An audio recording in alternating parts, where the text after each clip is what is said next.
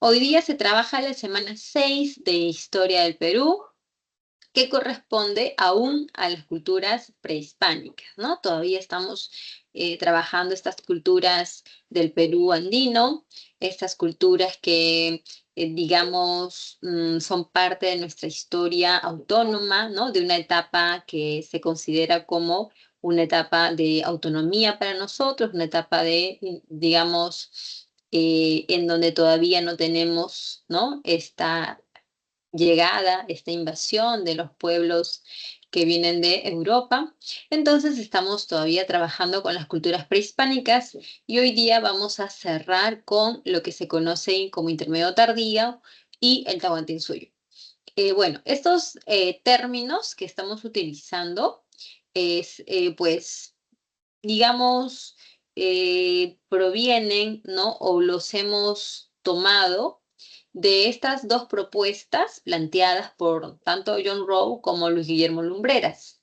Cuando nosotros nos referimos a los intermedios y a los horizontes, estamos pues siguiendo el criterio de John Rowe, ¿no? Quien suele referirse de que en la historia peruana, cuando vamos a encontrar a estas culturas que, digamos, de todas ellas se generaba el liderazgo, la expansión, el dominio, ¿no? De una de ellas e influenciaba al resto, entonces estábamos ante un horizonte y vamos a ver ¿no? Que en la historia del Perú andino hemos tenido tres etapas que se consideran como horizontes.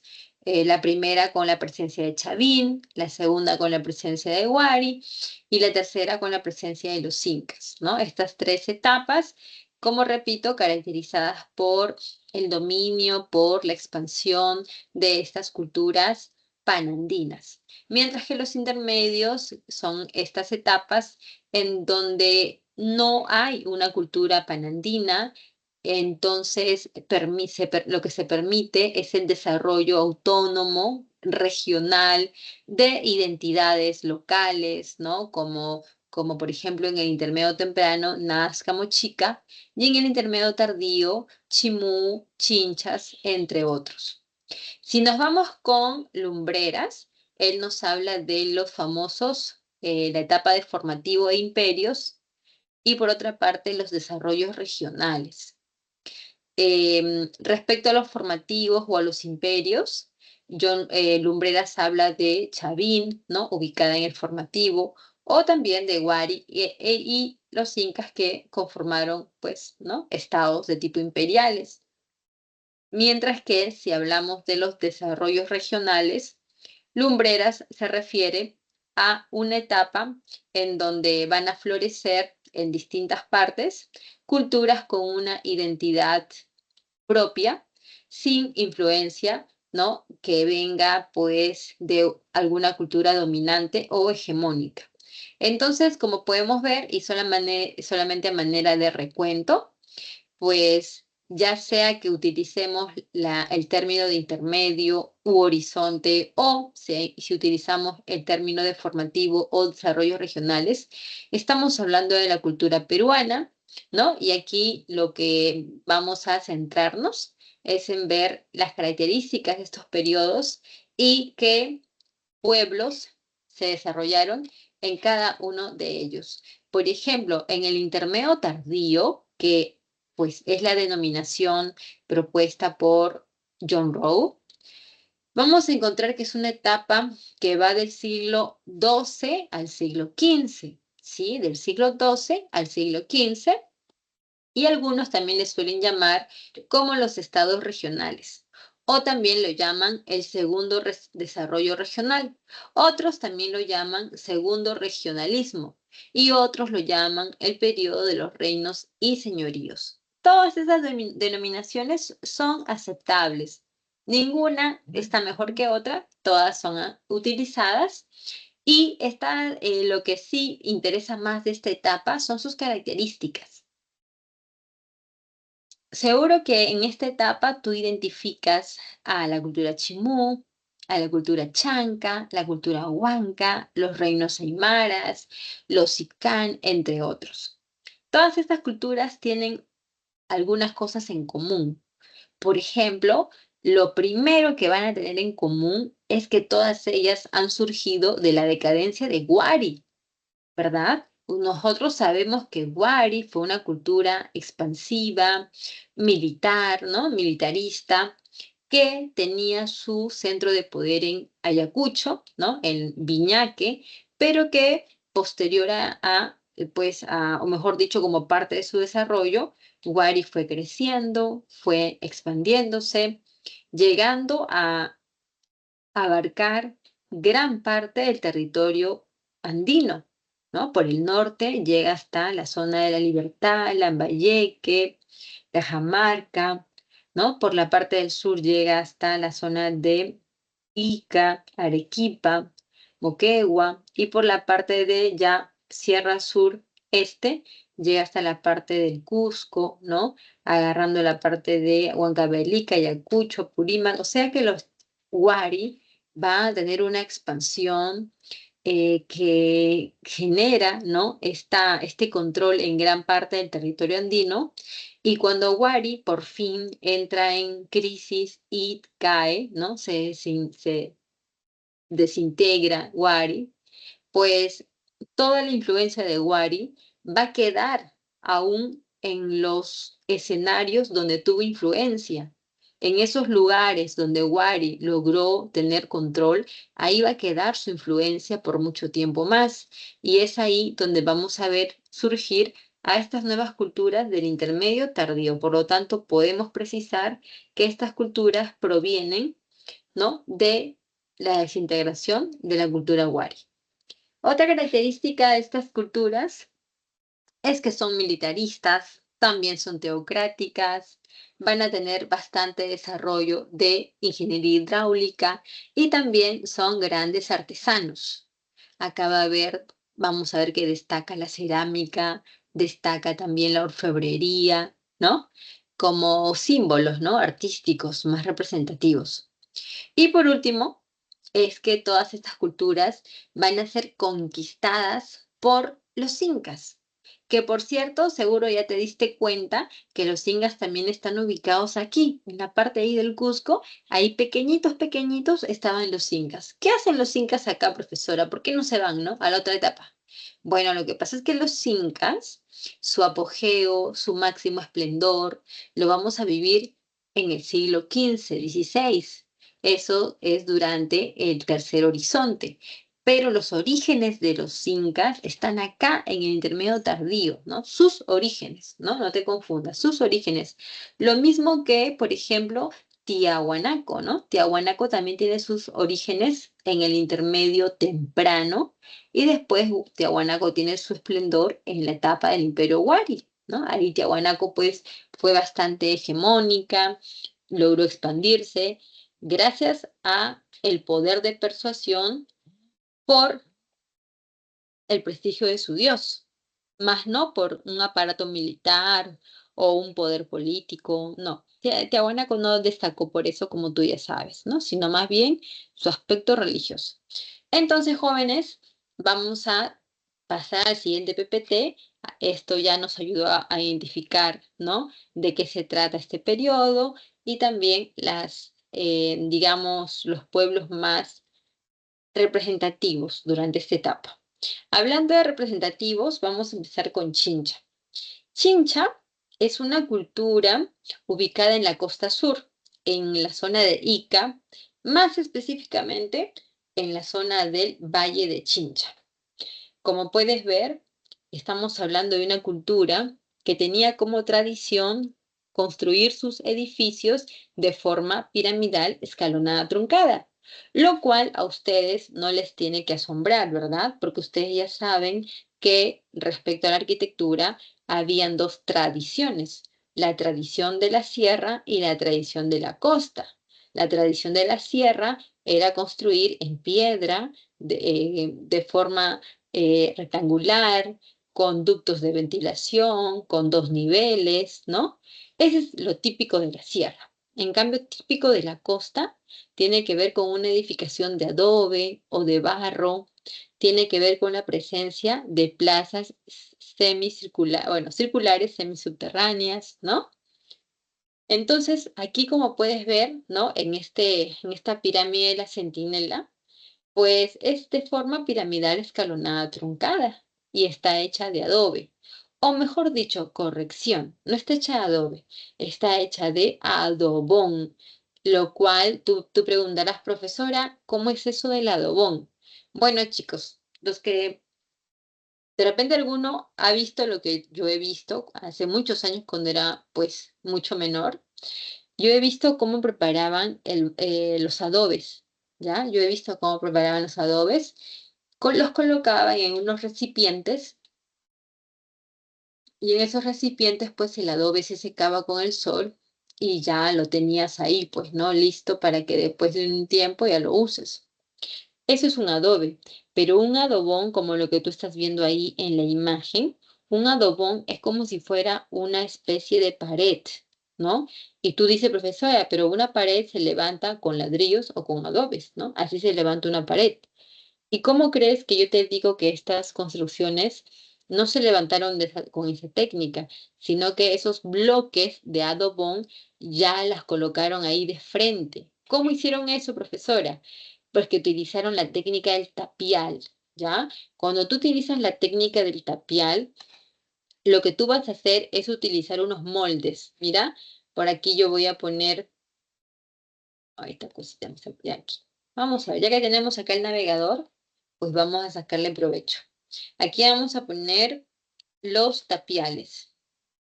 Tapiales de barro, vamos a ver. Miren, jóvenes, como ustedes pueden ver, acá hay una persona que ha levantado esta pared, ¿sí o no? Mira, ya levantó este muro, esta pared. ¿Cómo ha hecho, profesora, este señor, señora, para levantar este muro de pared, ¿no? En este caso es ladrillo, ¿no? ¿Cómo lo ha hecho? Con la técnica del tapial. Como puedes ver, esta es la técnica del tapiar.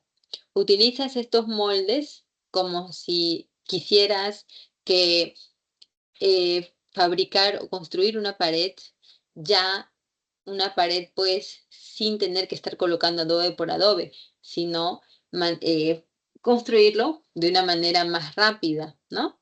Entonces utilizaban estos moldes que ves de madera y en su interior se ponía, ¿no? Se colocaba el contenido, el barro, y este barro, ¿no? Al estar en estos, digamos, elementos, ¿no? Que son, pues, los tapiales, pues ahí el barro se endurecía, ¿no? Se endurecía. Y una vez que sacabas estos moldes de madera, la pared quedaba levantada, ¿no? Como si se tratara de un adobe gigante colocado, ¿no? De un adobón, como dice nuestra separata. Muy bien, entonces tienes ahí Tambo de Mora y también la Centinela, ¿no? Como parte de esta arquitectura. ¿Los chinchas fueron artistas? Eso también es correcto. Los chinchas fueron artistas. En cuanto a la orfebrería, por ejemplo, trabajaron la plata, ¿no? De una manera bastante avanzada, construyendo muchas piezas de ornamentación, ¿no? Y también este famoso este famoso vaso conocido como el vaso narigón. ¿Por qué lo conocen como el vaso narigón? Porque representa el rostro de una persona importante seguramente, la cual pues en este rostro presenta de manera contundente una nariz de tipo aguileña y de ahí viene el nombre de pues vaso narigón, ¿no? Entonces los chincha van a ser orfebres, sí van a ser orfebres y también van a ser grandes xilógrafos. Eso significa que ellos van a comercializar con el muyo, o sea, no, muyo no, sino que ellos van a esculpir sus remos, ¿no? Estos remos con los cuales ellos van navegando en el mar, en sus balsas. Los remos van a estar bellamente decorados, como puedes observar, o también en las cubiertas que colocaban de sus entierros, ¿no? En los techos, ¿no? En las cubiertas ellos colocaban el vigas y estas vigas eran esculpidas también, ¿no? Hermosamente por estos artistas, ¿ya? Artistas chincha. Entonces tenemos silografía, tenemos orfebrería y también tenemos cerámica, jóvenes. La cerámica fue colorida, ¿no? Eso se le llama polícromo. También fue pictórica, ¿ya? También fue pictórica, como puedes ver, fue muy decorada, muy pintada. Y lo que también vamos a observar de esta cerámica es que es de color polícromo, ¿ya? Entonces, esas son las características de la cerámica.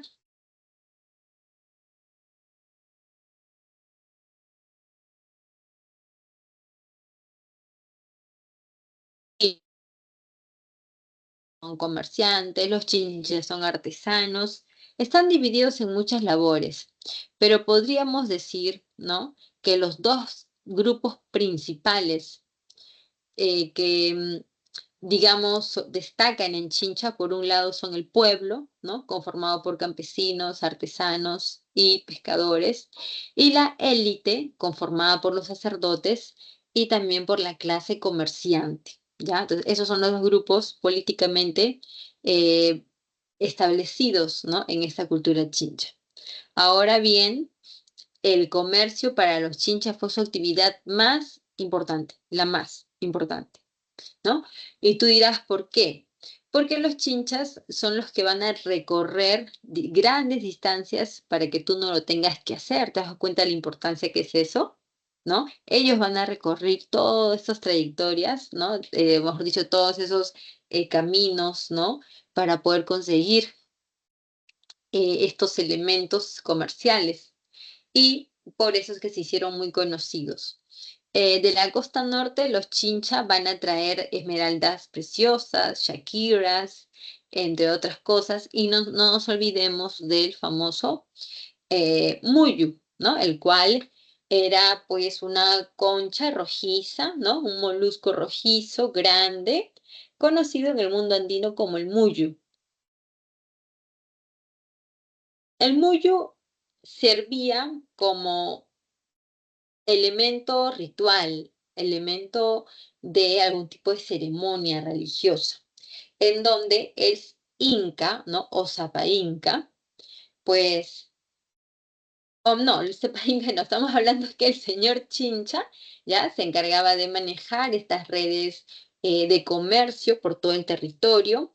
Y como, bueno, te decía, ¿no? Los gobernantes de cada uno de estos pueblos del intermedio tardío van a buscar obtener esta concha para poder utilizarlas en sus rituales religiosos, ¿no? Donde ellos van a pedir cosas a sus dioses, pero a cambio, como ofrenda, como pago, van a dar, ¿no? Van a, pues, a entregar este, este molusco, ¿no? Este molusco que según dicen era molido y ese polvo lo arrojaban, ¿no? Al viento como alimento de los dioses. Ahora, para llegar hasta el Ecuador, vas a moverte en grandes balsas, como las que ves en la imagen, movidas por remos. Si me preguntas por un sistema de pesaje, ¿no? Como una balanza, algunos dicen que sí lo tenían.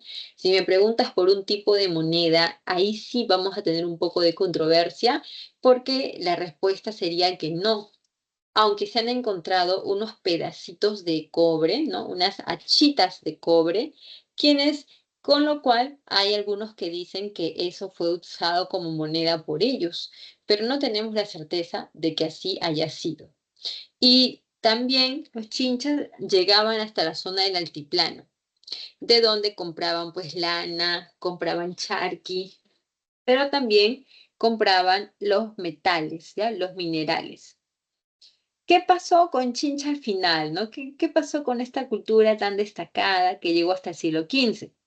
Pues los incas van a estar en un proceso de expansionismo y eso los va a llevar a rivalizar con los Chincha.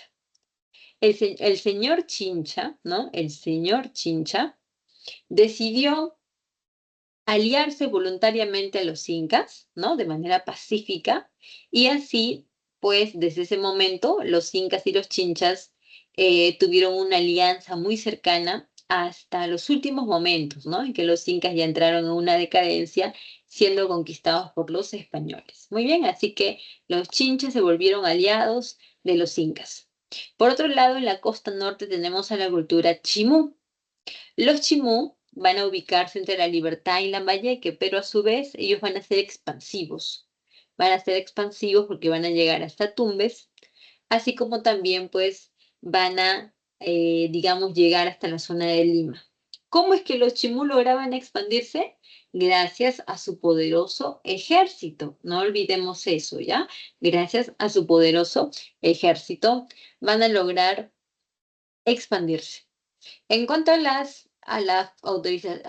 organización política, tenemos a los reyes chimú, ¿no? Conocidos como Siequich. Al gobernante chimú se le suele también llamar como título, ¿no? Siequich. Y según se piensa, en Chimú habrían gobernado 10, ¿no? 10 señores, 10 personajes. Primero, Takainamo, y desde el segundo hasta el noveno no tenemos información quiénes pudieron haber sido esos personajes, pero sí se tiene, ¿no? Obviamente el nombre del último gobernante, y él fue Minchancama. Minchancama es un gobernante chimú que logró la máxima expansión territorial, pero que a su vez esto lo llevó a enfrentarse a los incas. Y los incas fueron superiores, ¿no? A los chimú y finalmente los derrotaron, pero eso vamos a ver en un rato más. Respecto a lo político, en Chimú también tenemos esto de que son, ¿no? Digamos, guerreros y también teocráticos porque se mantiene el poder de la casta sacerdotal. En cuanto a sus conquistas, los Chimú van a someter a los eh, Tumpis, a los Tayanes, a los Sicán y también a la cultura Chancay. Son los pueblos que los Chimú sometieron en su desarrollo, en su avance. Y los Chimú, para poder, ¿no? tener control de todas estas ciudades en donde ellos van a tener su dominio, su poder, pues Chimú va a tener que controlar todo desde un centro de poder, el cual, según dicen, habría sido la ciudad de Chanchán, traducido como sol resplandeciente, ¿no? O sol-sol. Chanchán, como puedes ver en la imagen, es un lugar que está ubicado en una zona muy desértica, de mucho calor, muy fuerte, ¿no? Y en este lugar, lo que tiene de bello, ¿no? La belleza que se puede encontrar en este lugar corresponden a sus famosos frisos, ¿ya? Los frisos son los que embellecen todas las paredes de Chanchán y estas paredes salen pues dibujadas, ¿no? Con las figuras de peces, de aves, de cosas, ¿no? Entonces, olas del mar también inclusive, ¿no? Entonces, tiene esta característica Chanchán de estar bellamente decorada, de ser muy grande, estar hecha de adobe. Y una cosa más, es que en Chanchán tú vas a ubicar 10 zonas, ¿no? Que el carro está conformado por 10, el carro no, sino Chanchán está conformado por 10 zonas. Y estas zonas son muy parecidas todas ellas, ¿no? De tal manera que uno podría pensar que cada una de estas zonas es una copia de la anterior, ¿no? ¿Y por qué esto, verdad? ¿A qué se debe que estos barrios o sectores que están al interior de Chanchán, por qué tienen esta característica? Pues muy sencillo, ¿no? La tradición dice que si yo soy un gobernante chimú y de repente yo muero, entonces, mi castillo, ¿no? El lugar donde yo tuve mi residencia, mis pozos de agua, mis almacenes, ¿no? Y todo lo que yo tenía, pues esto, cuando yo muera, esto queda aquí. Esto no va a ser ocupado por ningún otro señor. Si eligen a otro señor, pues simplemente el otro señor tendría que construir su propio, ¿no? Su propia residencia, sus propios almacenes, sus propios talleres, su propio lugar de ceremonia, su propia, ¿no? Y tienen que construir todo. Y lo mismo con, digamos, con todos los gobernantes. Entonces, como hay 10 sectores en Chanchan y cada sector le perteneció a un gobernante, entonces de ahí nosotros deducimos, ¿no? Que en Chanchan hubo 10 gobernantes, pero solamente se sabe de Takainamo y de Minchancama. Bueno, por otro lado, en la economía, los Chimú van a resaltar bastante porque ellos tienen una doble herencia. Por una parte, ellos han heredado los, digamos, logros de la cultura mochica, ¿no? Con todas las técnicas, también con lo que es, pues, digamos, mm, no, o sea, claro, técnica también, pero como les decía, Chimú también tiene sus propias formas, ¿no? De trabajar la agricultura, sus propias técnicas. Y una de ellas, que no es copia, son los huachaques, ¿no? Los huachaques son chacras hundidas, donde tú vas a escarbar la tierra hasta llegar a la napa freática, y de ahí tú vas a hacer que el agua vaya hacia la superficie, vas a hacer que el agua aflore. Y una vez que has logrado esto, pues este lugar queda como si fuera un lugar hundido de agua, ¿no? Y ahí vas a poder cultivar. Y por si fuera poco, este tipo de sistema, según dicen, hasta el día de hoy se practica en la costa norte del Perú. Muy bien.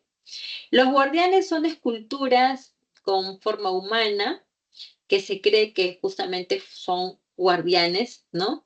Porque al momento de haberlos encontrado, se puede observar que este personaje tiene su indumentaria, ¿no? Tiene la cara pintada. Entonces es lo que se piensa, ¿no? Que digamos, estos guardianes que estaban ahí, ¿no? Al interior de Sanchan, habría significado justamente eso, ¿no? Personas que protegían de, digamos, mm, los malos espíritus inclusive, ¿no? Y por aquí tenemos la cerámica. La cerámica Chimú tiene la particularidad de ser monocromo, solamente un color, pero este color, ¿no? Es de tipo pues brillante, como pueden ver ustedes, ¿no? El negro brillante es una de las cosas que más destaca, ¿no? De, de la cerámica Chimú, y presenta el asa, estribo y el gollete, ¿no? Que como puedes ver ahí, ¿no? El asa estribo está aquí, que es como que la parte donde coges la cerámica, y luego el gollete, que es la apertura de la cerámica. Y como puedes ver, también es escultórica, porque la han hecho, ¿no? La han, digamos, hecho como si pareciera una escultura, ¿no? Como si pareciera una escultura, por eso le dicen que es escultórica. Y en cuanto a la orfebrería, como te decía, los chimú van a copiar los aportes de los sicán, van a copiar los aportes de los, digamos, em, bueno, mochica y sicán, ¿no? Principalmente para la orfebrería, solamente de ellos dos, y ya con eso es suficiente y bastante, porque sabemos que los mochicas y los sicán han sido considerados, pues, digamos, grandes orfebres, ¿no? De los más importantes que ha tenido el Perú antiguo. Pero los sicán van a lograr también, ¿no? Llegar a esto gracias a que los sicán van a, digamos, elaborar, ¿no? Estos objetos que no es tanto adorno, sino más bien es algo de tipo ritual, ceremonial. Y estamos refiriéndonos al cuchillo Tumi, ¿no? El famoso Tumi, el cual, según se aprecia, ¿no? Según se sabe, para nosotros tenía un valor invaluable, ¿no? Bueno, para la cultura sicán, ¿no? También para los chimú y finalmente para los incas también, ¿no? Un valor muy alto gracias a que representaba a un ser legendario, un ser mítico, nada más y nada menos que quien aparece en la imagen de, digamos, ¿no? De este personaje es Nailamp, ¿ya? Nailamp, el cual fue el líder guerrero, ¿no? Que se encargó de fundar la ciudad del Cusco. Muy bien. Dejamos entonces a Chimú, no sin antes mencionar que ellos van a realizar entierros humanos. Y creo que por aquí había buscado yo un video que lo vamos a ver ahora. No, no puedo ya. Ok. Vamos a poner el video, chicos, que es un video bastante cortito, así que vamos a ponerlo por aquí.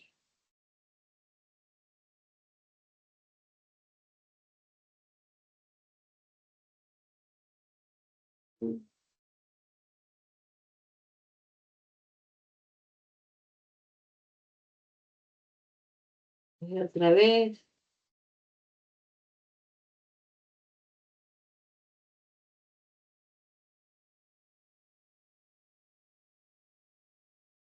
A ver, no sé qué. No, a ver, está bien, es la ventana, pero. Ujú.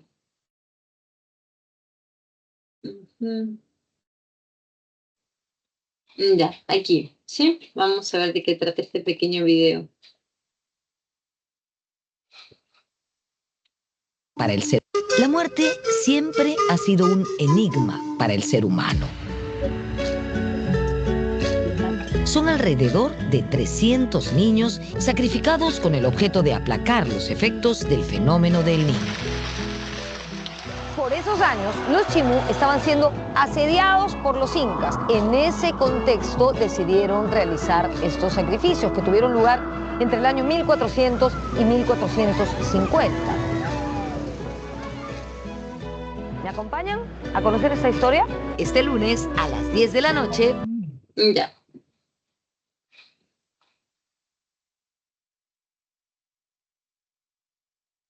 Ya, solamente hemos puesto esa pequeña parte, chicos, porque no tenemos más tiempo para expandir el video, pero ya sabemos que esos reportajes pertenecen a este programa Sucedió en el Perú, así que ya como que es una invitación para que ustedes después lo puedan ver más grande, ¿no? Más completo. Y nos estamos refiriendo con esto a los sacrificios humanos que en el Perú antiguo se practicaban con más ocurrencia de lo que tú te imaginarías. Como pudiste escuchar muy brevemente en ese corto video, fue que estos pueblos del Perú antiguo sacrificaban niños y también lo hacían de manera colectiva, ¿no? En este entierro colectivo que se ha encontrado, dice que hay como 300 niños que fueron ejecutados, ¿no? Para ser entregados como ofrendas. Lo mismo también que animales, ¿no? Animales también fueron encontrados alrededor, ¿no? Y lo curioso no es curioso en realidad, pero lo asombroso, ¿no? Es que estas personitas, ¿no? Estos niños antes de morir, les habrían extraído el corazón, ¿ya? Entonces es parte del ritual que ellos han practicado con la intención de pedirle a sus dioses contemplación, ¿no? Protección, abundancia frente a los problemas que han, digamos, los problemas que pasaban. La religión de Chimú tiene que ver con la adoración de la luna, el sol y también el mar. El mar es considerada como Ni, la luna es Shi y el sol es Chan. ¿Ok? ¿Qué pasa con los Chimú y entran en decadencia, verdad? Los Chimú son una cultura poderosa que van a rivalizar con los incas y producto de esta rivalidad pues ellos van a entrar en una guerra muy sangrienta y una guerra que, digamos, al principio Chimú y los incas estaban, pues, como se dice, atacándose, pero ninguno tenía una victoria, ¿no? Por ello es que los incas van a recorrer a una estratagema. Esta estratagema consiste en que tú puedas identificar cuáles son los puntos débiles de tu enemigo Pichimú tenía dos puntos débiles. El primero era su ejército, ¿verdad? Su ejército poderoso, que a la vez era su fortaleza, pero que también es su punto débil. Y lo mismo pasa con el tema del agua. El tema del agua. En la costa norte, lo que nosotros tenemos es presencia de valles, pero lo que no tenemos es el agua. Entonces, para poder llegar, ¿no?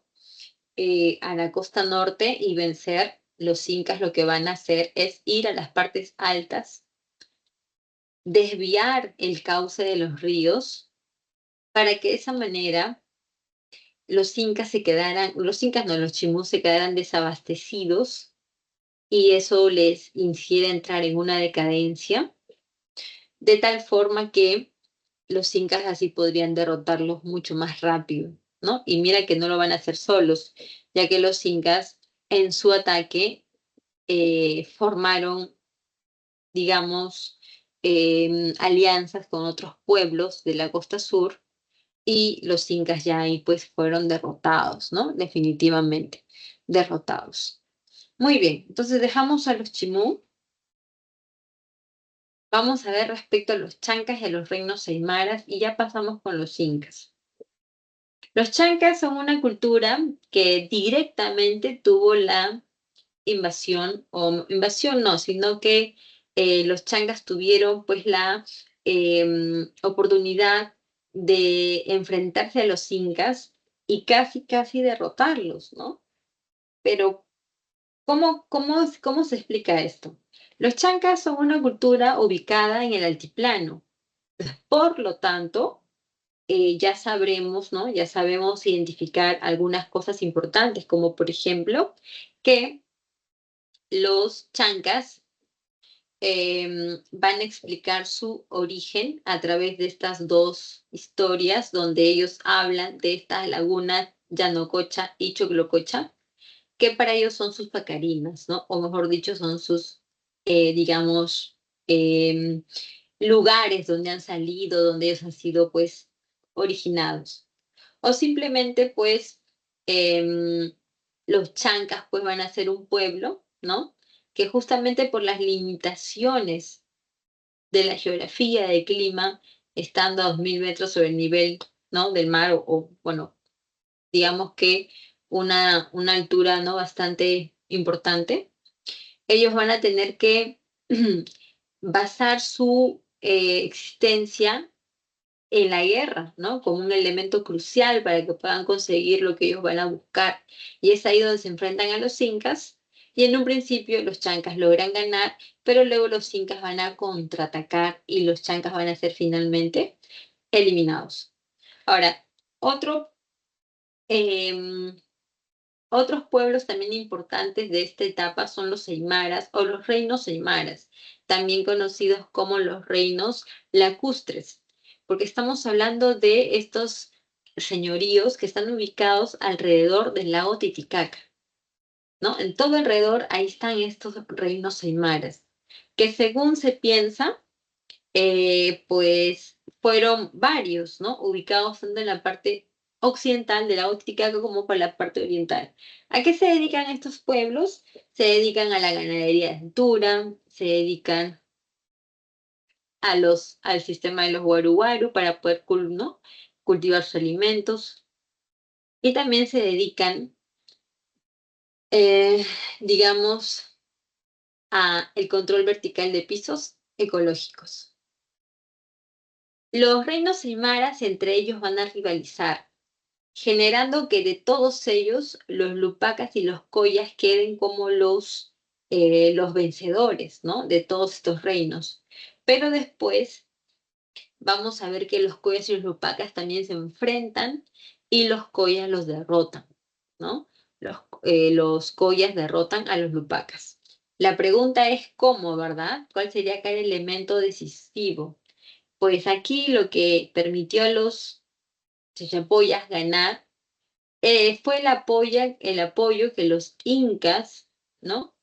Le brindaron a los collas. Entonces, con ese apoyo militar, los chancas, ¿no? Van a derrotar a los incas. Muy bien.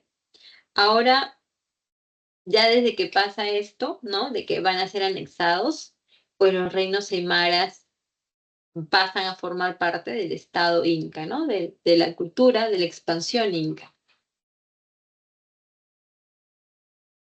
Muy bien, en cuanto a los chachapoyas, observamos a una cultura que a diferencia del resto, está ubicada en la parte de, bueno, creo que hay un video, chicos, vamos a ver el video un par de minutitos para que lo puedan ver, ¿no? Las imágenes en movimiento y después venimos, ¿ya? Hay que ver el video. Vamos a dejar de compartir, voy a compartir con audio. Y aquí lo vamos a ver. Es corto nada más, creo que dura como 3 minutos, no dura más tampoco. A ver, ojalá que sea aquí. No, esta definitivamente no puede ser. Esta es música. Agarré mal la ventana. Ya, esta no. Entonces es... me digan que no lo cuadré bien. Qué raro. Ya, voy a cuadrarlo otra vez. Permítame. Ya, aquí tiene que salir.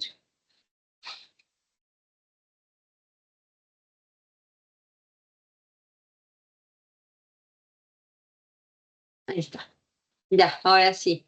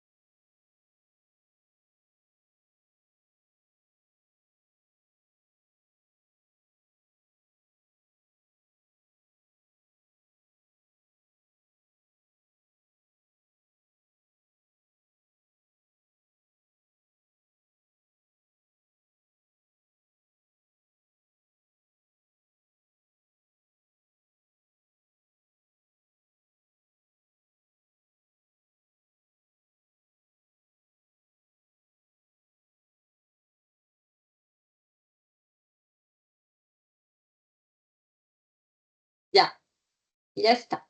¿Ok? Listo, ya estamos como para variar. Ya vimos el video y vamos solamente a precisar por aquí un par de cosas, ¿no? En el video se mencionaba pues que los chachapoyas son esta cultura ubicada en la zona de Selva Alta ellos van a aprovechar la altura en la que se van a encontrar para también construir sus edificaciones, como ustedes han podido ver, de gran altura, ¿no? Según lo que podemos pensar, es que estas fortificaciones servían para que ellos puedan hacer la vigilancia. Entonces, si un pueblo enemigo trataba de sorprenderlos, los echapoyas, ¿no? Estaban ya pues al tanto, ¿no? Del ingreso o llegada de estos pueblos enemigos y así ellos podían responder, ¿no? A los ataques. Uno de los enemigos más importantes de los echapoyas fueron justamente los incas que van a rivalizar con ellos y después de bastante tiempo, finalmente los echapoyas van a ser derrotados, ¿no? Derrotados, ¿ok?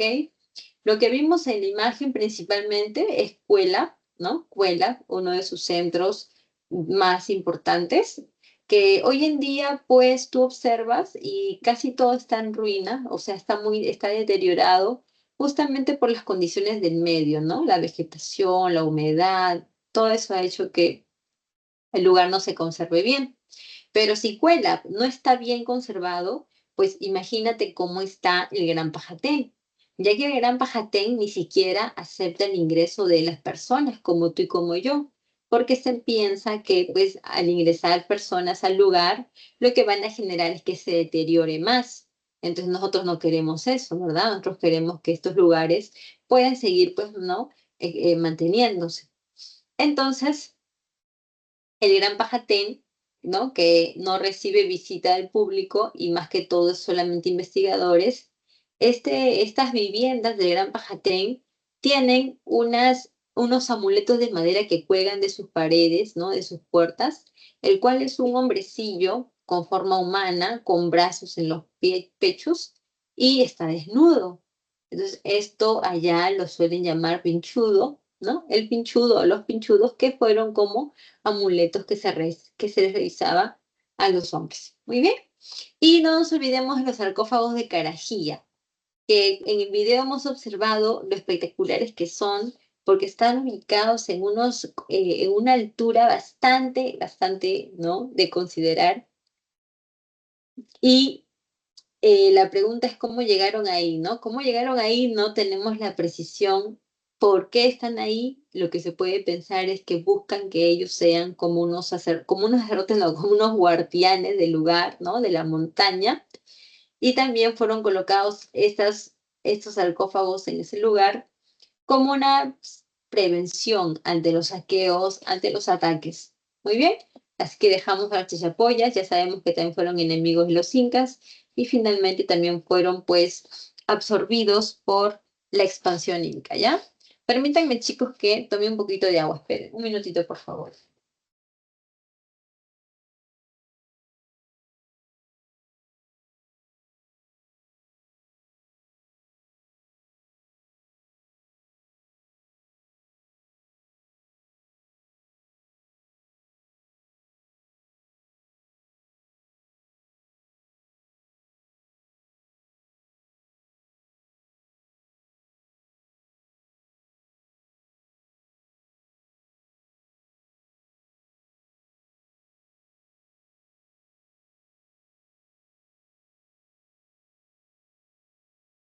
Ujú.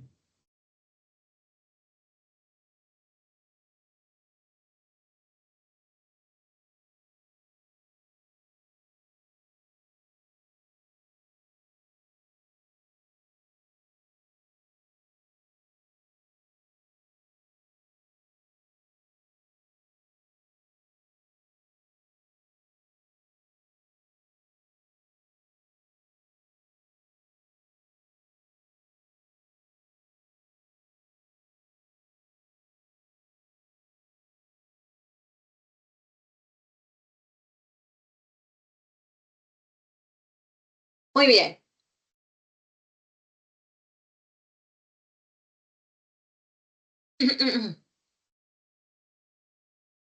Ok, vamos con los incas. Y a ver, ¿qué podemos resaltar de ellos, ¿verdad? Ya que cerramos con ellos toda la etapa del Perú prehispánico, vamos a ver qué cosas importantes rescatamos de esta civilización. Bueno, para ello primero tenemos que tomar en cuenta que hay diferentes autores que nos van a hablar de los incas y no todos estos autores suelen coincidir en algunos puntos. Como un autor, ¿no? Un historiador te puede dar una versión, hay otro historiador que te puede dar una versión algo diferente. Tú te preguntas a qué se debe, ¿verdad? Porque normalmente cuando hablamos de la historia peruana, los hechos se suele ser que sean los más objetivos posibles y tenemos solamente una versión, ¿no? De cómo pasaron las cosas. O sea, yo no te podría decir que, por ejemplo, la proclamación de la independencia del Perú fue un 28 de julio o también fue un 7 de agosto. No te podría decir eso, ¿no? Porque solamente hay una fecha y ya está. Y los historiadores coinciden en eso y punto. Pero cuando hablamos de los incas no es así. Cuando hablamos de los incas, hay bastante información al respecto y esta información suele variar. ¿A qué se debe esto? Esto se debe a lo siguiente, chicos. Todos nosotros sabemos que en el mundo andino, ¿no? En esta etapa del Perú antiguo, pues no logramos conocer la escritura. Ningún pueblo lo hizo, ¿no? Al menos que nosotros sepamos, ningún pueblo del Perú andino supo escribir. Si tú me dices los quipus, estaría bien, pero no es algo que tenga la aprobación de todos los estudiosos. No hay un consenso respecto a que los quipus hayan sido un sistema de contabilidad o algún tipo de sistema de escritura. No lo hay, ¿ok? Entonces, como nosotros no conocimos la escritura, todo lo hacíamos de manera oral, todo lo transmitíamos por relatos. Cuando los españoles llegaron en el siglo XVI, pues los españoles van a escuchar, ¿no? Van a escuchar nosotros lo que decíamos, ¿no? Lo que hablábamos, y poco a poco ellos van a ir conociendo nuestra lengua. Aunque al principio, ¿no? Al principio, los indígenas, habían indígenas que eran traductores, ¿ya? Habían indígenas que eran traductores, y de esa manera los españoles podían más fácilmente escuchar y comprender lo que nosotros decíamos. Entonces, si yo soy un español y escucho lo que tú hablas, lo que yo voy a hacer es escribir lo que yo escucho que tú hablas. Eso es lo que yo voy a hacer, escribir. Y lo que yo voy a escribir con el tiempo van a ser consideradas como las crónicas, ¿no? Van a ser consideradas como crónicas. Y yo, que soy el autor de esas crónicas, voy a ser considerado como un cronista. Entonces tenemos a cronistas que son españoles, más tarde también aparecen cronistas que son mestizos y ya después aparecen cronistas que son indígenas, como Huamán Poma de Ayala, como Santa Cruz Pachacuti, por ejemplo. El Inca Garcilaso de la Vega, que es un cronista de tipo mestizo, ¿no? Y así. Entonces, los cronistas, ¿ya? Los cronistas, principalmente los cronistas españoles, muchas veces jóvenes, muchas veces no entendían bien lo que escuchaban, no entendían bien porque las traducciones no eran pues buenas. Entonces, lo que el español entendía lo escribían, pero tú sabes que ahí corre el riesgo de que esté entendiendo mal la información. Número dos, la cosmovisión, la manera como los antiguos peruanos entienden el mundo y la manera como los españoles lo entienden. Por ejemplo, los españoles entienden el mundo eh, a través de una línea de tiempo, ¿no? Sucesos que van de manera diacrónica, uno detrás de la otra. En cambio, en el mundo andino no se entiende el tiempo de una manera lineal, sino de una manera cíclica. Todo tiene un eterno retorno, un eterno continuo. Entonces ahí te das cuenta que hay otro problema. No solamente es la mala traducción, sino también esto es el tema de la cosmovisión. Y lo tercero, jóvenes, es que aquí ya hay una intención de modificar la información, de cambiar los datos. ¿Y por qué? Porque pues ponte en el lugar de un soldado español o de un caballero español que está aquí. De pronto, este caballero español, este expedicionario, ¿no? Enviado de la corona, como sea, ¿no? Este personaje tiene que enviar un informe al rey. ¿Tú crees que este personaje en su informe va a poner, excelentísimo rey, aquí estamos frente a un cerro de indígenas que han muerto por hambre, por trabajo forzados? Entonces, ¿Tú crees que la información va a ser así con ese tipo de datos tan desalentadores? Por supuesto que no. Por supuesto que no. Mucha información se quedó aquí solamente con nosotros y no se compartió allá en España. Entonces, gracias a la mala traducción, a la diferente forma de ver la vida y también gracias a la, digamos, cosmovisión, o mejor dicho, a los intereses particulares, ¿no? A los intereses particulares políticos, tenemos como resultado que hay tantas versiones de los incas.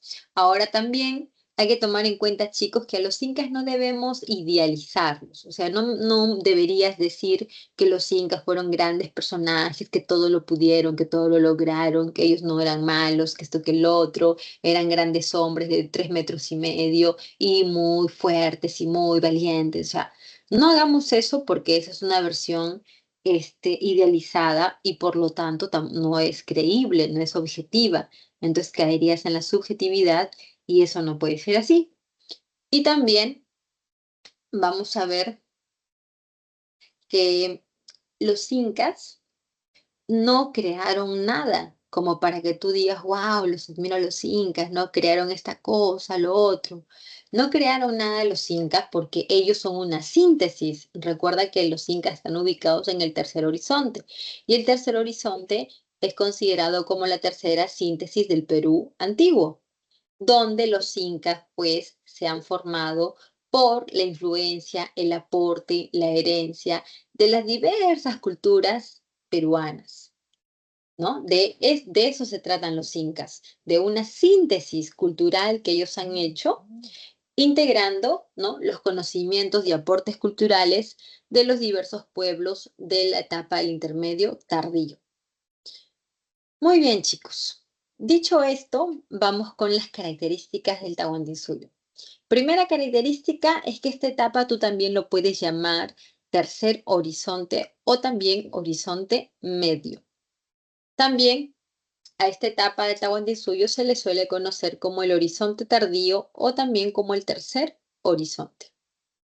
Otra cosa son los suyos, ¿no? Los suyos son regiones, no los vayas a confundir con las ciudades, que son yactas, ¿ya? Los suyos son regiones donde gobierna un Suyuyuy Apu, o también conocido como un Apocuna. El Apocuna o Suyuyuy Apu es el que dirige un suyo, él es el que está a cargo de un suyo. Y además, cuando el Sapa Inca tenga pues algún tipo de problema, consejo o cualquiera, ¿no?, de otra índole, pues vamos a ver que, digamos, estos personajes, ¿no?, que son los aposuyos, ¿no?, se encargan de asesorar al Inca, ¿ya? Pero ya vamos a llegar ahí. Entonces decíamos que el incanato tiene 4 suyos. Estos suyos son regiones y tenemos el Chinchaysuyo, el Contisuyo, el Antisuyo y el Collasuyo. El Chinchaysuyo es uno de los más grandes y lo que destaca es que tiene la mayor densidad poblacional o la mayor población, ¿no? La más poblada, es la zona más poblada y que además tiene las mejores tierras. Tienen las mejores tierras, pero acá falta algo, ¿sí o no, jóvenes? Falta el agua. Eso es el problema, ¿no? La presencia de tierras buenas sí, pero no había presencia de agua. El antisuyo es la parte de la selva alta. Recuerda que los incas a la selva baja, ellos no van a llegar, no llegan ahí. O sea, Ucayali, Loreto, esas zonas, Madre de Dios, ¿no? Ellos no llegan ahí. Los incas solamente llegan hasta Ceja de Selva, que es selva alta. Entonces, el antisuyo tiene por importancia, ¿no?, la comercialización mejor dicho, el intercambio, ¿no?, el uso de la coca o de las plumas exóticas, aves, ¿no?, que van a provenir de esta zona. Por otra parte, el collasuyo, de repente escuchas, ¿no?, colla, suyo, te recuerda a los collas, ¿no?, a los collas que son, pues, o que fueron un pueblo conquistado también por los incas. ¿Recuerdas? Entonces los incas someten a los collas y los incas en honor o en alusión a los collas, los incas a toda esta parte sur la van a llamar el Collasuyo. Pero eso está mal, ¿sí o no, jóvenes? A ver, ¿por qué está mal esto? Esto está mal porque, pues, los reinos aymaras, no todos eran collas, no todos. Algunos eran los, digamos, collaguas, otros eran los pacajes, los canchis, ¿no? Los lupacas, una gran cantidad de reinos, pero solamente, ¿no? Los collas son los que llegaron hasta la última etapa y fueron sometidos por los incas. Es por eso que desde ese momento, pues, los incas van a llamar esta región como el Collasuyo. Y finalmente, ¿no? El Contisuyo, que está en la parte de la costa, que es el suyo más pequeñito, que tiene sobre todo una importancia, ¿no? Para la pesca y la artesanía. Los límites del río, o mejor dicho, de la cultura inca por el norte, tenemos que llegaron hasta la zona de Colombia, esa es la zona del Pasto. Por el sureste, los incas llegan hasta la zona de Tucumán en Argentina. Por la parte, digamos, oeste, los incas van a llegar hasta el mar, de ahí no van a, no, digamos, pasar, ¿ok? Hasta el Océano Pacífico. Y por el, digamos, este, los incas van a llegar eh, menos a la selva baja, ¿no? Como escuchamos en el comercial, o mejor dicho, ¿no? Como podemos ver, los incas van a llegar hasta esta etapa de la selva alta, pero no la selva baja, solamente selva alta, y esa es hacia la parte del Antisuyo. Muy bien. También, jóvenes, no se olviden de que el Capac Ñan, que es la red de caminos que los incas van a utilizar, ¿verdad? Ese Capac Ñan ya había sido antes levantado por los Wari, ¿ya? Los Wari son los diseñadores, son los que van a levantar estos caminos para que los funcionarios pudieran andar, para que los chasquis pudieran correr, ¿no? Entonces, vamos a observar que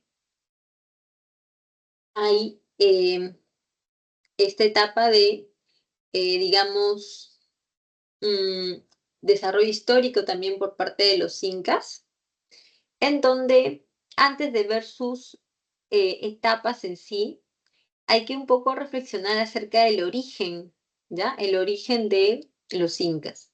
Y para eso vamos a tener dos formas de verlo, ¿no? Una primera que tiene que ver con una explicación histórica del origen de los incas y la otra tiene que ver como una forma de explicación legendaria acerca del origen de los incas. En la versión legendaria tenemos la leyenda de Manco Cápac, Mama Ocllo y los hermanos Sayar.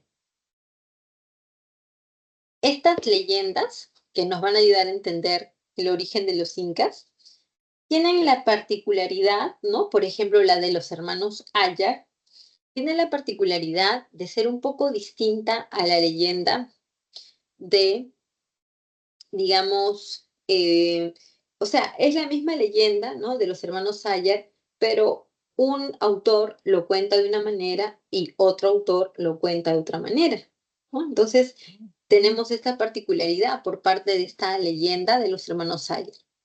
Los hermanos Sayar eran 4 hermanos que estaban con sus respectivas esposas y salieron del Cerro Tamputoco. La misión de estos 4 hermanos era ir hacia el norte a fundar una civilización. Entonces, estos 4 hermanos van a comenzar su viaje, pero en el camino Ayarcachi va a despertar la envidia de sus hermanos porque lo van a ver a él como una especie de peligro, ¿no? Y eso tiene que ver con las habilidades que tenía, ¿no? Que tenía este personaje, Ayarcachi. Entonces sus hermanos por envidia lo van a regresar a la cueva, le tapan la entrada, Ayarcachi sale muy molesto, ¿no? Después de haber gritado tanto y tanto, salió de la cueva convertido en un ave, se posó sobre los hermanos y se convirtió en piedra. Después, ¿no? En el camino, Ayarmanco habla con el resto de hermanos y deciden cambiarle, digamos, mm, de nombre, ¿no? Y lo van a llamar ahora Manco Cápac. Y al final, pues, cuando Ayarauca y Ayarcucho también se quedan convertidos en piedra, quien va a llegar hasta la zona, ¿no? del Cusco es Manco Cápac, ¿sí? Ahora, Manco Cápac y Maoyo son sumergidos a un lago. Ese es el lago Titicaca. Entonces sale la pareja de Manco Cápac y Maoyo, ya purificados, y su padre, el Inti, les da una misión. Esta misión consiste en que tienen que ir por el mundo a establecer un reino. Y la clave es que cuando esa barreta que tenía Manco Cápac se hundiera, pues en ese momento habrían encontrado, ¿no? Digamos, el lugar idóneo, ¿no? Idóneo para poder establecerse ahí. Entonces, Manco Cápac y Maoyo caminaron hacia el norte y por fin la barreta se hundió cuando Manco Cápac estaba a orillas del Cerro Guanacaure, ¿no? En el valle de Urubamba, en Cusco. Y a partir de ahí, pues, vamos a ver que Manco Cápac comenzó a llamar a los hombres del lugar para enseñarles las tareas propias de los hombres. Mamá Oyo llamó a las mujeres también para enseñarles las tareas propias de las mujeres. Y con esto tenemos como resultado que se logró, pues, digamos, la fundación, ¿no? del Cusco de una manera legendaria. Ahora, la parte histórica nos dice que los incas proceden de una cultura llamada Puquina, ¿ya? ¿Y quién dice esto? Lo dice el Inca Garcilaso de la Vega, ¿no? No, el Inca Garcilaso de la Vega no, lo dice Valdemar Espinosa, que los Puquina estaban ubicados en la zona del altiplano, pero hay una amenaza, ¿no? Hay un ataque por parte de eh, ¿no? de los Puquina. Entonces, de los Puquina no, sino de pueblos aymaras que venían de la parte sur, y los Puquinas, también conocidos como los Tiahuanaco, ellos van a tener que escapar, ¿no? Van a escapar de la zona del altiplano, se van a ir en dirección norte, y ellos son los que van a llegar a fundar el Cusco. Entonces, los incas proceden de la cultura Puquina. Bien, ahora vamos a empatar lo que hemos dicho en estas etapas históricas y vamos a ver que algunas cosas suelen coincidir, ¿no? Algunas cosas. Por ejemplo, nosotros sabemos que los incas tienen o van a pasar por dos etapas, una etapa regional y otra etapa imperial.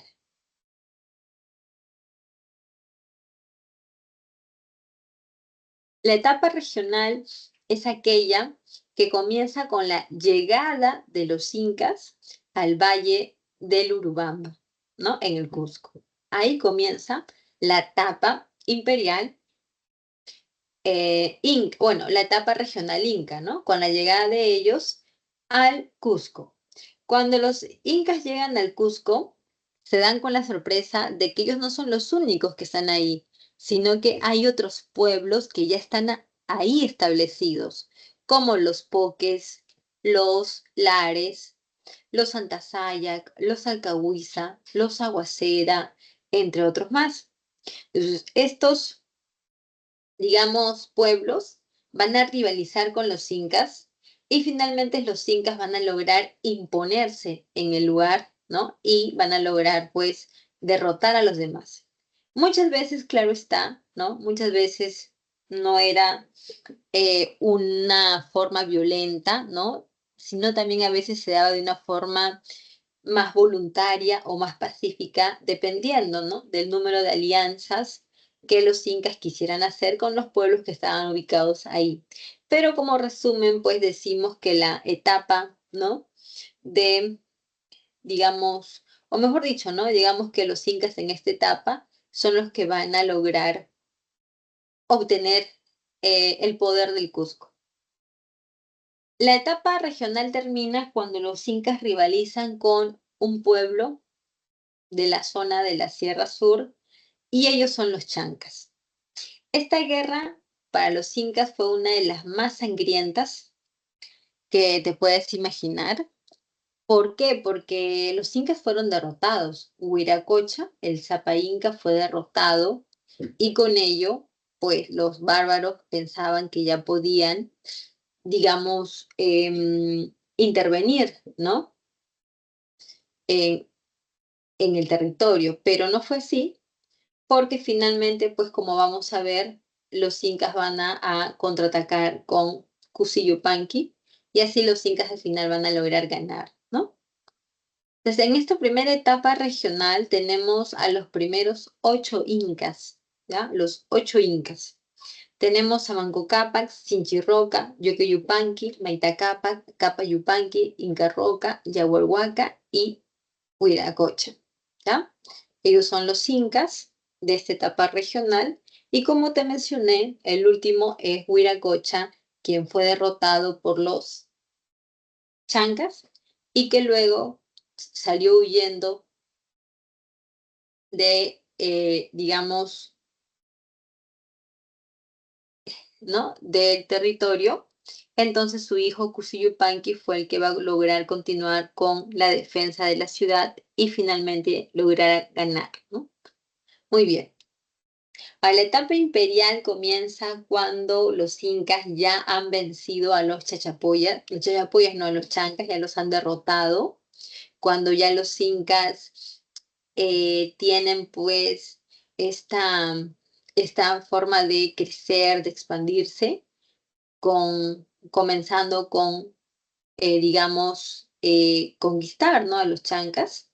Y luego los incas ya pues se expanden hasta la Sierra Centro, la parte de la costa, ¿no? La parte del norte.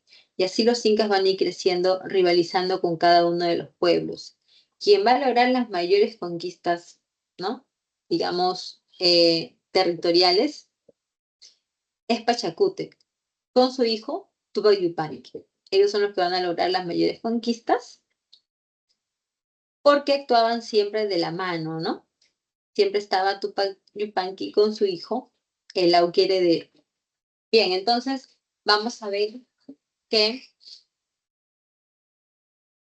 ver que tenemos acá a Pachacútec, a Tupac Yupanqui, a Huayna Cápac, el cual logró la máxima expansión, y finalmente Atahualpa, bueno, Huáscar y Atahualpa, ¿no? Ahí tenemos los 5 incas imperiales más los 8 incas regionales, hace un total de 13 incas que conformaron la lista oficial, ¿no? El famoso Capac Cuna, ¿no? El Capac Cuna, la lista oficial de los incas.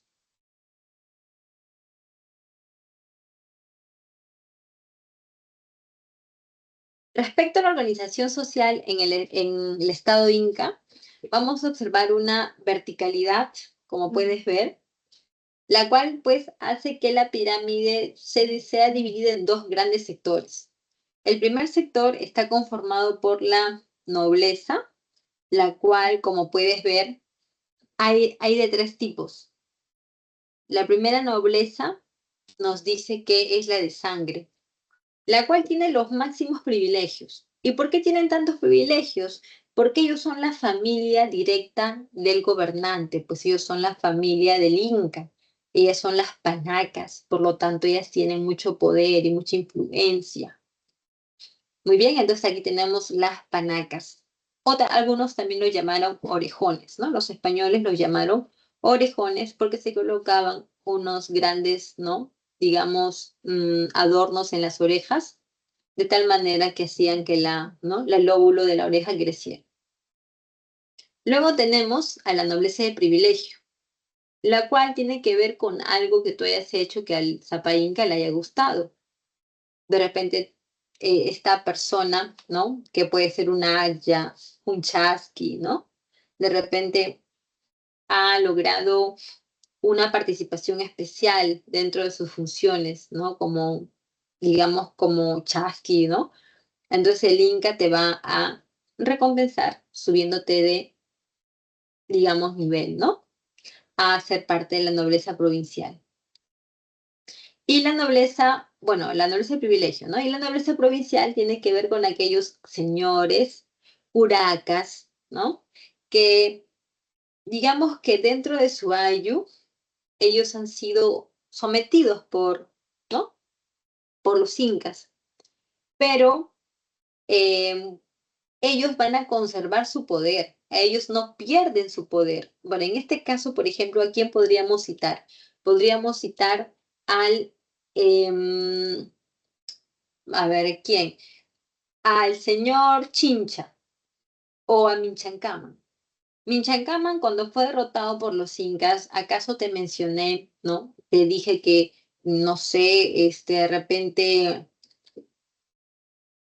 o mejor dicho, ¿no? Cuando alguien es subordinado por los incas como Minchacaman o como el señor Chincha, estos personajes no van a perder sus privilegios. Ellos van a continuar siendo los gobernantes de su pueblo, de su ayllu, pero esta vez ellos van a estar sometidos totalmente a los intereses del Estado inca. Entonces, esa es una persona que es parte de la nobleza provincial. Ahora, respecto al pueblo, está agrupado en ayllus, ¿ya? Los ayllus es una comunidad de campesinos, los cuales están unidos por lazos de parentesco, ¿sí? Y por otro lado, los ayllus tienen un curaca, ¿no? Es una persona que siempre está, digamos, con ellos, con los ayllus, y por eso mismo es tan cercano, ¿no? A los ayllus. Por ejemplo, cuando mm, nosotros queremos un joven rápido que tenga las destrezas para correr por todo el imperio, llevando mensajes, o de repente para que te convierta en una agya, ¿no? También te van a sacar de tu ayu, ¿no? De tu ayu te van a sacar para que tú seas convertida, ¿no? En alguna de las cosas que, digamos, podías destacar, ¿no? A nivel del pueblo. Entonces tenemos por ahí, ¿no? A los jaturrunas que están organizando los ayus. Número 2 tenemos a los chasquis,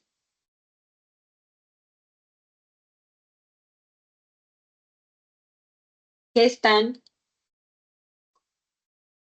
recorriendo el imperio por los caminos, ¿no? Que son el Capacñán. El chasqui no recorre solo todo el camino para llevar el mensaje, sino que el chasqui lo que hace es llevar un encargo. Lo que hace es, el chasqui es decir su mensaje de manera oral. O por último, que pues el chasqui pueda llevar un quipu. Eso lo entrega al otro chasqui y de esa manera van avanzando mediante un sistema de postas para llegar lo más eficientemente posible, ¿no? El mensaje a donde se quiere llegar ese mensaje. Y los mitmas o mitmacunas o mitimaes, pues son simplemente este conjunto de pueblo que son arrancados de su origen, de su ayu de origen, y deben cumplir misiones a lugares muy lejanos, ¿no? A donde el Estado Inca te envía en realidad. Si el Estado Inca te dice que vas a tener que irte a la costa norte o a la Sierra Sur o a cualquier otro lugar, tú tienes que ir donde el Estado Inca te está, ¿no? Enviando. ¿Por qué? Porque se supone que vas a servir con esto a tu Estado. ¿Y quién no quiere eso, verdad? Cualquiera pues quería agradar al Estado Inca. Entonces los mitimás van a ir, ¿no? A lugares muy lejanos donde ellos van a enseñar a las personas cómo es la bolsa de trabajo, o sea, cómo es, qué se tiene que hacer, ¿no? Cómo se tiene que trabajar la tierra de los, digamos, ¿no? De estos habitantes, de los mitimaes. El Yanacona es una persona que ha perdido su ayu, no tiene un linaje, no tiene una familia. El Yanacona como que está solo. Entonces pasa a convertirte, digamos, en un Yanacona. El Yanacona, como les digo, es la peor suerte que puede tener cualquier persona porque lo van a arrebatar de su familia y ya nunca más lo va a ver porque eternamente va a ser un Yanacona.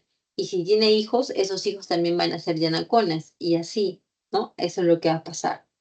Y el piña es aquella persona que era pues hostil, rebelde y como castigo le enviaban a las zonas de minería, ¿no? De la coca o mejor dicho, zonas de cultivo de coca para poder pues, ¿no? Ahí ver qué se hacía con ellos, ¿sí? Ahora, lo que estamos observando en la imagen ahí en la parte superior es una momia. Eso es una momia. Y estas momias, conocidas como malquis, simplemente pues son los gobernantes que han sido momificados. O sea, si en el incanato tú eres una persona, eh, ¿no? Una persona noble, pues en el incanato lo que va a ocurrir es que vas a tener tu momia que cuidar y esta momia representa al ser que ustedes, ¿no? Han perdido, pero que a la vez este personaje a ustedes les concede valor. ¿Por qué les concede valor? Porque siempre, digamos que eh, el ver a una familia, una panaca con la momia de su inca gobernante que estén paseando, significaba pues que había, ¿no? Aún esa cercanía, que había todavía ese recuerdo de la persona que murió, ¿no?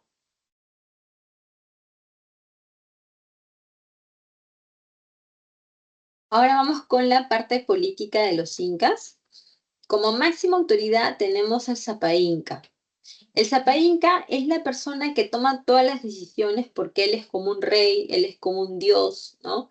Entonces toma todas las decisiones el Sapa Inca, pero nunca el Sapa Inca está solo. El Sapa Inca siempre está con un personaje, el cual es un complemento del poder del Sapa Inca. Ese personaje es el sumo sacerdote, ¿ya? Él es ese personaje, el sumo sacerdote o también llamado Huilac Humo. Willac Humo, ¿ya? Que pues, como podemos ver, aquí hay una forma de poder bastante particular, ¿no? Es el estado, mejor dicho, es el Inca, ¿ya? Pero también está el Willac Humo, que es una persona que se encarga solamente del aspecto religioso, mientras que el Willac Humo se encarga de aspectos civiles y también de aspectos militares y políticos. El correinado se refiere a que el Sapa Inca va a llevar, ¿no? Al heredero para que aprenda, ¿no? Estos artes de repente de que pueda tomar buenas decisiones, que pueda, ¿no? Sobrellevar muchas situaciones también. Entonces, entre el Inca y el Auqui heredero se daba pues una situación en el cual se le ha llamado correinado. Ahora, el Sapa Inca tenía que tomar decisiones muy importantes siempre. Esas decisiones iban a afectar a todos y por eso el Inca tenía que ser responsable y tenía que pedir consejo, ¿no? Recomendaciones. Y eso lo va a conseguir a través de su grupo, ¿no? Digamos, los aposuyos, que son 4, ¿no? Estos aposuyos van a ser como los consejeros del Inca. Por eso también se les conoce como el Consejo Imperial del Cusco. Por otro lado, tenemos al que todo lo vigila. ¿Y de quién se trata este personaje? Del Tucurricuy. El Tucurricuy es un personaje que fiscaliza, que supervisa y pues está en todas partes siempre, como si se tratara del Inca, pero este personaje está en todas las partes, tratando justamente de, digamos, impartir justicia, ¿no? O ocuparse de asuntos civiles. Muy bien. Entonces estamos hablando del Apunchik o Tocricuk, que es el jefe de una provincia. Y el curaca, que es la persona que gobierna en un ayllu y que, como te decía, su ayllu lo divinizan, lo llevan cargado sin andas. El curaca suele también recibir ese trato, ¿no? Tan cercano de desprecio, ¿no? De vinculación. Y el curaca también es el que organiza la mano de obra. Muy bien. En cuanto a la economía, podría decirse que la economía es como el aspecto más importante de los incas, ¿no? O hablar de ellos. ¿Por qué? Porque dijimos hace un momento que los incas, pues, no es que ellos hayan inventado algo, no es que a ellos tengas tú que admirarles su organización política, su cultura, porque ya te diste cuenta de que todos los aportes, ¿no? De los incas, ahora todos estos aportes, ¿no? De estos pueblos, los incas lo han tomado y con eso han creado una cultura, pues, digamos, hegemónica, expansiva, poderosa. Entonces, eso es lo que pasa, ¿no? Con la forma en que nosotros tenemos que ver a los incas. No crearon nada, no hay nada que admirar en eso, pero en el aspecto de la organización económica sí hay muchas cosas que ver. Como por ejemplo, que se practicaban dos principios que solo eran la base de todo el mundo inca y que hasta el Zapa Inca tenía que, pues, encargarse de cumplirlas. Estamos hablando de digamos, la reciprocidad y la redistribución. La reciprocidad tiene que ver em, con estas dos formas de trabajo, que seguro que tú has escuchado hablar de estas dos formas, el Aini y la Minca, ¿no? El Aini y la Minca, ¿qué son, verdad? Pues el Aini es una forma de trabajo colectiva en donde yo voy a realizar este trabajo, pero este trabajo, el AINI, ¿no? Solamente va a beneficiar a una persona, ¿no? O a una pareja o a una familia, pero no beneficia a todos, ¿no? Entonces, eso es el AINI. Mientras que en la Minca vamos a observar que aquí sí hay, ¿no? Una forma de trabajo colectiva en donde todo lo que se produzca, todo lo que se logre, no lo usa una persona o dos personas, lo usa todo el año. Entonces es la diferencia entre pues una reciprocidad en base al AINI o en base a lo que es el trabajo de la minca. Ahora, la reciprocidad también, si quieres como ejemplo, podríamos tomar lo de la actualidad. Seguro que ustedes han visto aquellas noticias, periódicos, ¿no? Donde informan de un matrimonio al estilo Huanca, dicen, ¿no? Y en ese matrimonio tú ves que se regalan, pues, regalan automóviles, mucho dinero, cosas así, ¿no? Y entonces tú te preguntas, ¿cómo puedo hacer para que el día en que que me case también me regalen lo mismo? Bueno, entonces no es tan sencillo como esto, ¿sabes por qué? Muy simple, mira. Si tú vas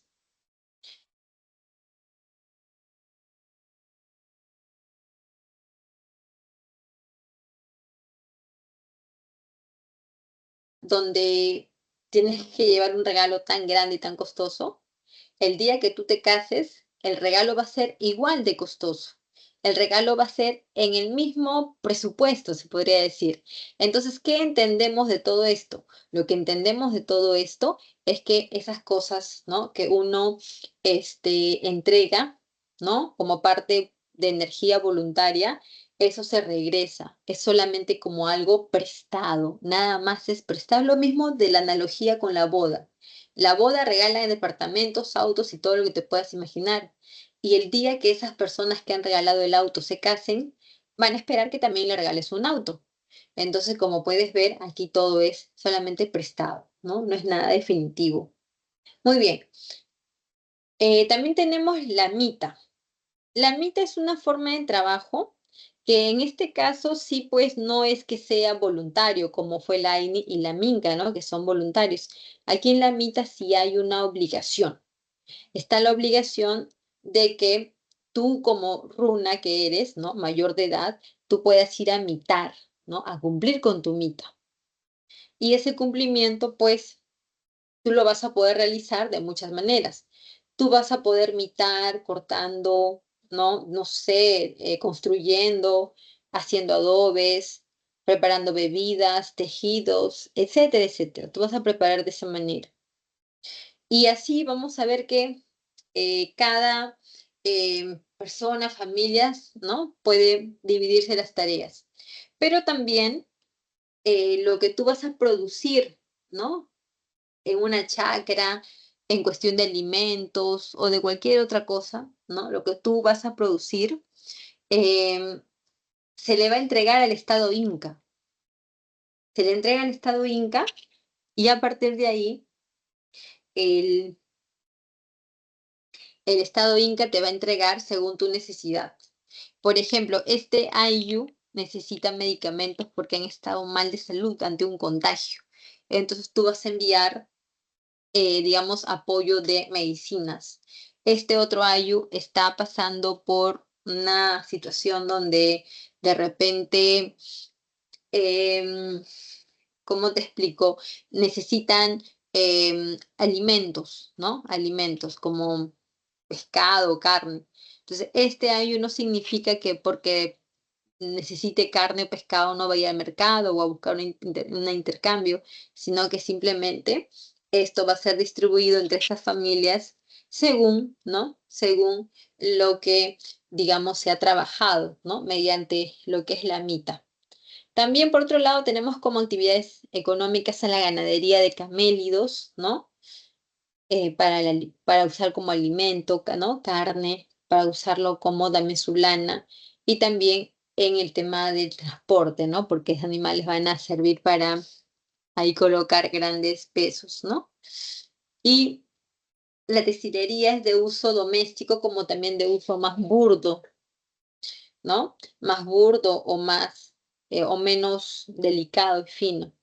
En el caso de estos usos, ¿no? Textilería de uso familiar, como puedes observar en la imagen, se trata de algo muy llamativo, ¿no? Muy bonito que parece que lo han hecho ayer mismo, ¿no?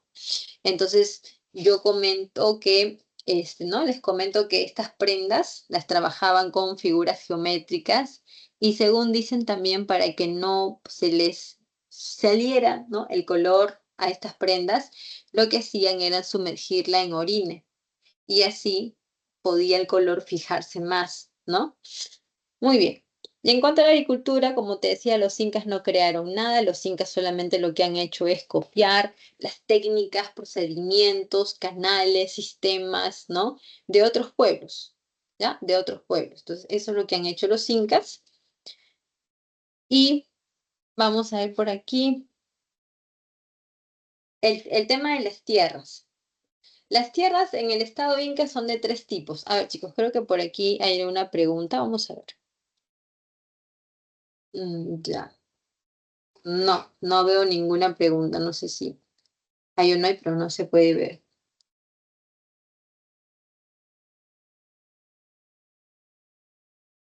Eh, las tierras del Inca y las tierras del Sol son como las mejores, ¿no? Son como las que más trabajadas. Es en donde los incas pueden venir a, ¿no? A cumplir con su mita, ¿no? Trabajando las tierras del Sol o trabajando las tierras que son del Inca. Y más abajo están las tierras del pueblo. Las tierras del pueblo consisten en dos, digamos, tipos de entrega de tierra. La primera entrega de tierra tiene que ver con que tú eres una persona casada, ¿no? Entonces, cuando tú ya te casas, a ti te van a entregar un topo y por tu esposa te van a entregar medio topo más. Entonces, eh, la pregunta sería, en el incanato, ¿los jóvenes se habrán casado jóvenes o se habrán casado ya mayores? Entonces, la respuesta correcta sería que se han casado bastante jóvenes. Se han casado muy jóvenes, pues. ¿Por qué? Porque te están diciendo que el requisito para entregarte tus tierras es que estés casado. Y si tú tuvieras tus tierras y tú las trabajarías, significaría que tú tendrías mayor, de repente, eh, mayor capacidad, ¿no? Mayor oportunidad. Pero si no es así, ¿verdad? Pues tendría una desventaja.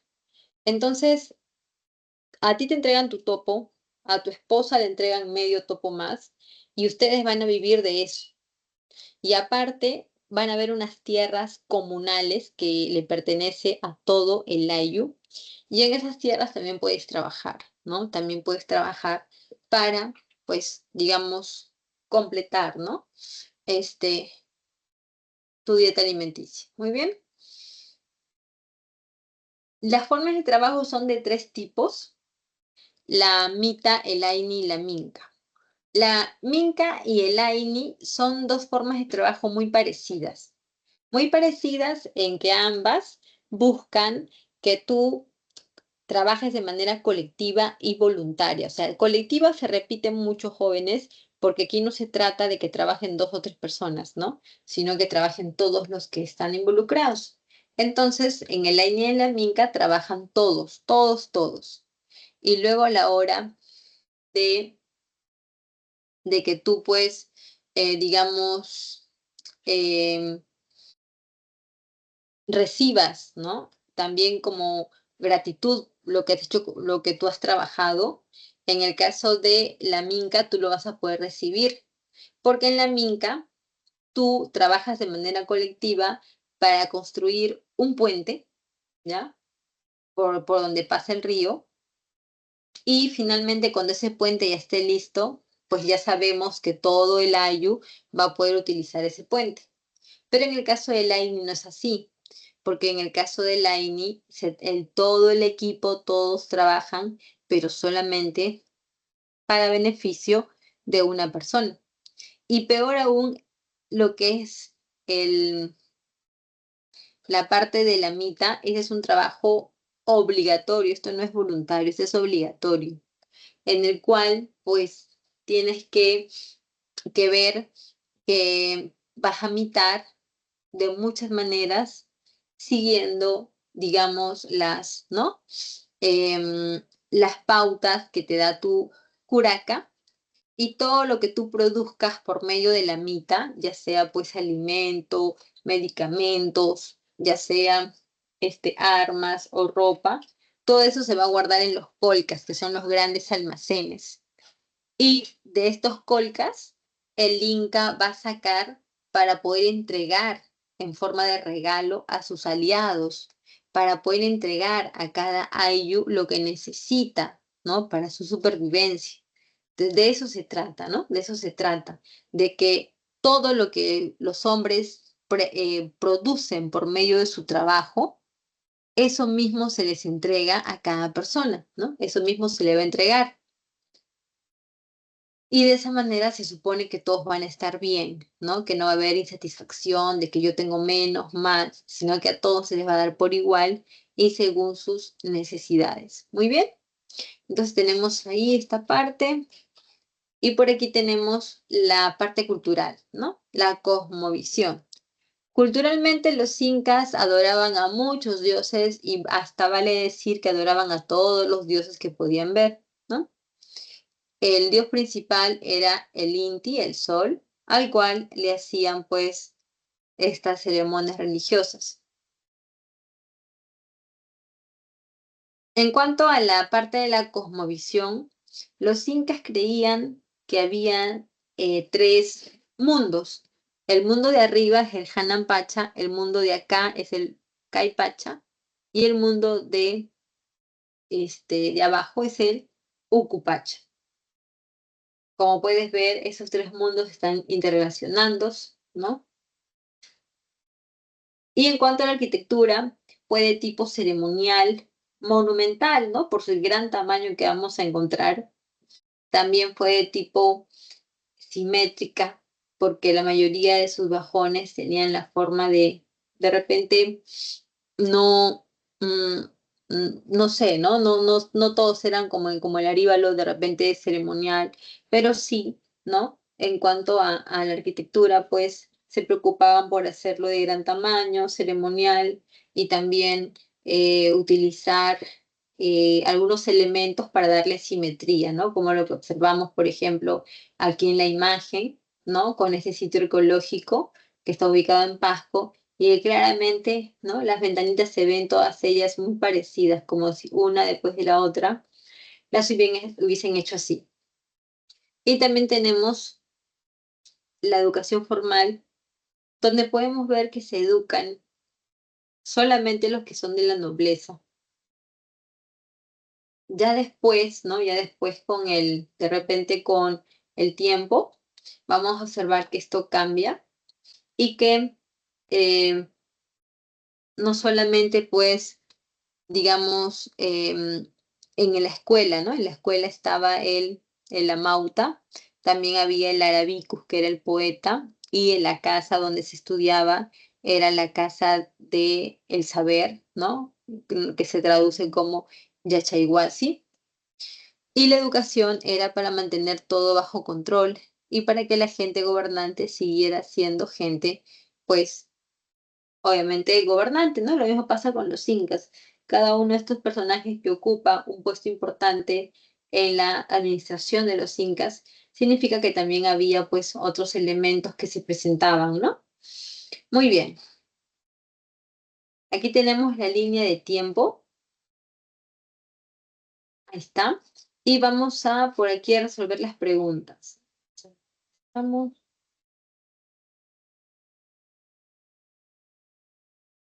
a ver, línea de tiempo y por aquí tenemos las preguntas. Ah,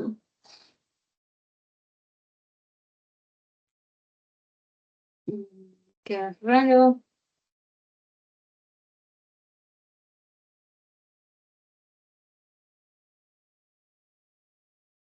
Bueno, entonces vamos a buscar las preguntas por aquí, ¿ya? Vamos a dejar de compartir porque no encuentro las preguntas. Ah,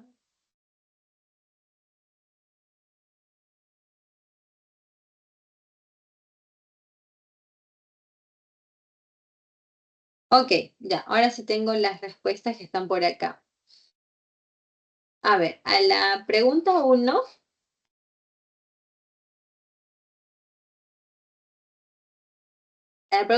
vamos a ver, sí, a ver, vamos a marcar.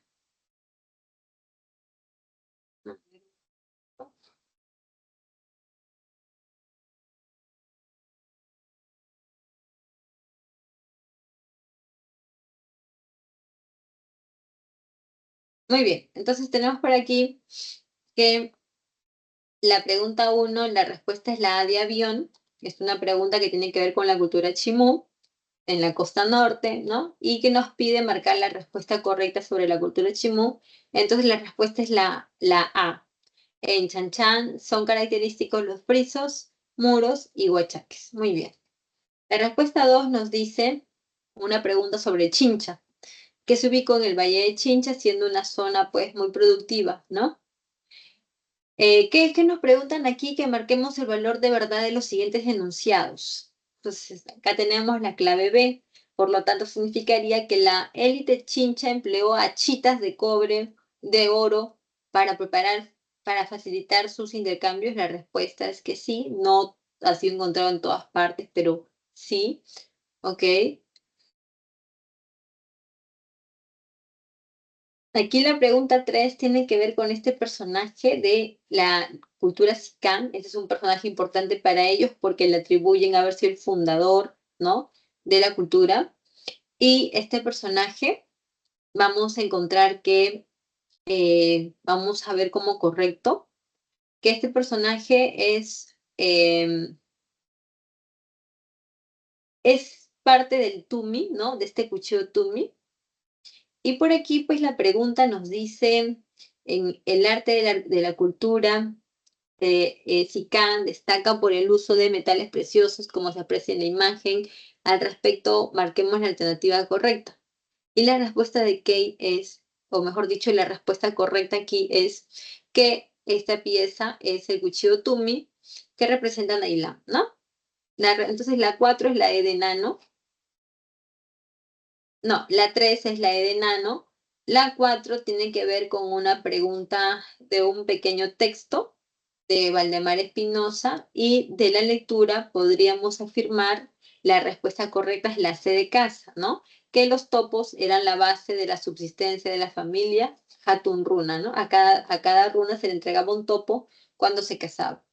Y finalmente los incas, que desarrollaron una arquitectura que fue simétrica, monumental, sólida, religiosa. Y respecto a esto se necesita que marquemos una alternativa correcta. Entonces tenemos por aquí que según esto, ¿no? Vilcajhuamán fue un centro ceremonial donde se hacían sacrificios, ¿ya? Lo cual está bien, ¿no? Lo cual es correcto. Entonces la 5 es la A. Rememoro, 1A, 2B, 3E, 4C y la 5, avión.